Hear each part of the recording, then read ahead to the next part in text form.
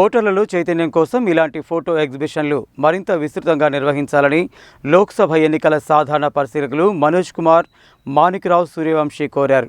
Vote హక్కుపై ఏర్పాటు చేసిన photo ప్రదర్శనను సందర్శించిన లోక్సభ ఎన్నికల సాధారణ పరిశీలకులు మనోజ్ కుమార్ మాణిక్రావు సూర్యవంశీ సందర్శించారు.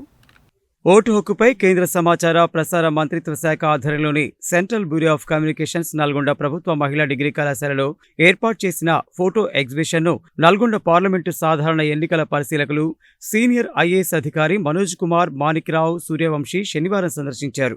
ఎన్నికల ప్రస్థానంతో పాటు ఓటర్ గైడ్పై సిబిసి ఏర్పాటు చేసిన ఫోటో ప్రదర్శనను ఆయన ఆసక్తిగా తిలకించి వివరాలు అడిగి తెలుసుకున్నారు. ఓటర్లలో చైతన్యం కోసం ఇలాంటి ఫోటో ఎగ్జిబిషన్లు మరింత విస్తృతంగా నిర్వహించాలని కోరారు. ప్రతి ఒక్క ఓటరు తమ హక్కును ఉపయోగించుకోవాలని విజ్ఞప్తి చేశారు. స్వీప్ కార్యక్రమం కింద మరిన్ని కార్యక్రమాలు చేపట్టాలని సూచించారు.